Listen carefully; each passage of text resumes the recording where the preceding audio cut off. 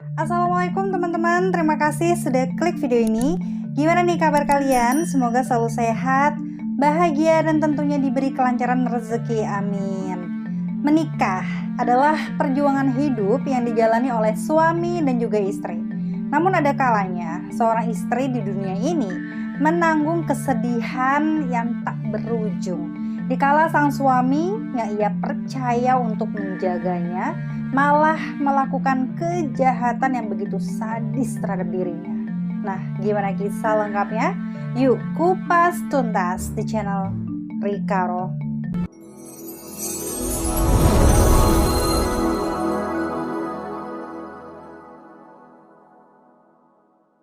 Lilis Mandasari. Saat ini ia berusia 30 tahun. Ia merupakan warga Linggajaya, SP1 Bumi Lampung, Kecamatan Kikim Timur, Kabupaten Lahat, Sumatera Selatan. Dirinya anak kedua dari 5 bersaudari.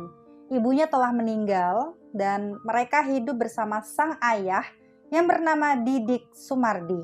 Lilis dikenal anak yang manis, ia mudah bergaul, sopan, dan juga penyayang, terutama dengan saudari-saudarinya.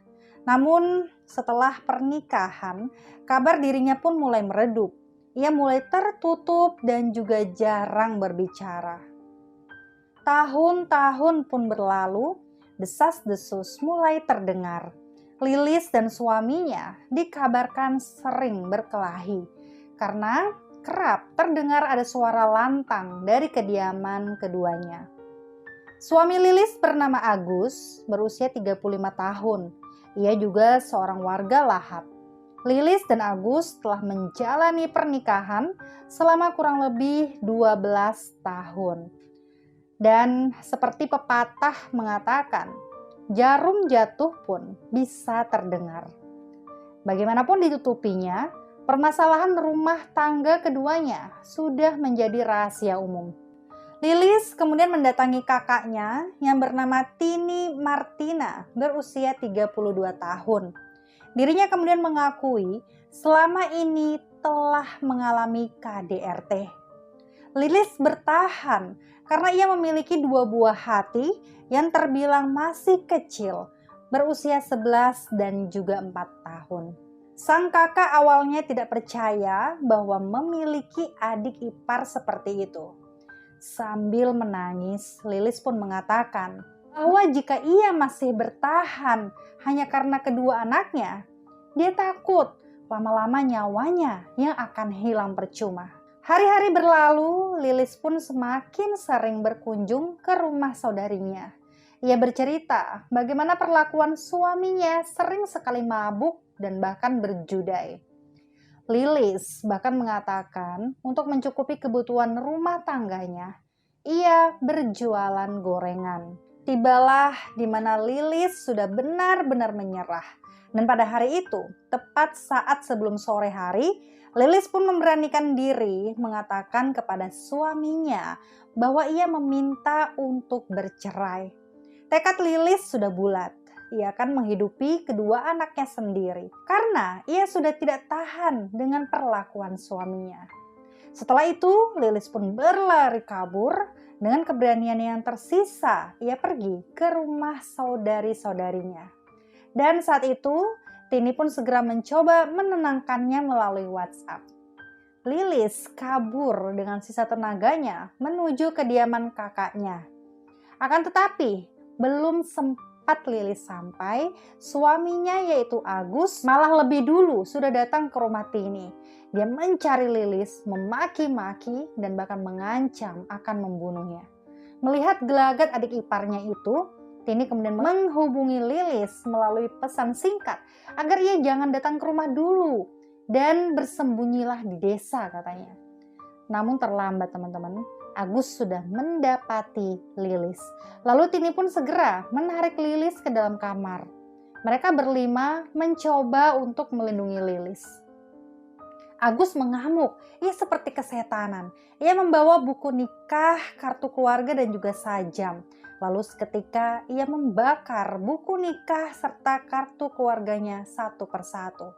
Ia pun mengatakan bahwa pernikahan ini sudah hancur karena sering berkelahi.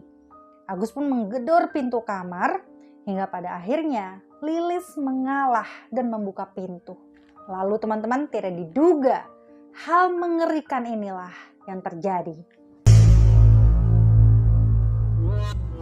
Tidak diduga teman-teman, seketika Agus menarik Lilis dan dia pun menyeretnya.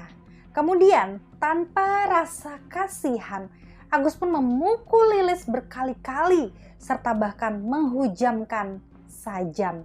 Tini bersama 3 saudarinya yang lain berteriak dan terkejut. Mereka pun meminta pertolongan karena kekerasan tersebut terjadi di depan mata mereka sendiri. 4 saudarinya tidak mampu melakukan apapun karena kala itu suami Tini tidak berada di rumah. Setelah Lilis ini tampak sekarat dan sudah tidak bergerak, Agus pun segera melarikan diri. Sang ayah yaitu Didi, dia hanya bisa pasrah dan menangis melihat anaknya ini berakhir tragis di tangan menantunya sendiri. Dirinya pun segera memberi kesaksian tentang siapa itu Agus. Agus kemudian tidak lama ditemukan oleh polisi dan polisi pun segera menyeretnya ke ruang tahanan. Di sana Agus mengakui segala perbuatan jahatnya dengan kepala tertunduk nih teman-teman. Dan untuk saat ini pihak keluarga masih berharap bahwa Agus ini bisa dihukum dengan seberat-beratnya. Dan informasi yang kami dapatkan, Agus dijerat dengan pasal 338 KUHP tentang pembunuhan disengaja dan ia mendapatkan ancaman penjara selama seumur hidup. Oke, demikianlah teman-teman kasus tentang suami dajjal yang beraninya hanya kasar kepada wanita lemah dan juga tidak berdaya. Semoga dia mendapatkan hukuman setimpal dan saya berdoa semoga keluarga yang ditinggalkan diberikan ketabahan. Dan bagaimana nih menurut kalian dengan kasus kali ini? Silahkan ketik komentar teman-teman dengan bahasa yang sopan tentunya. Ingat untuk selalu hati-hati dan waspada. Sampai jumpa di videoku selanjutnya. Bye!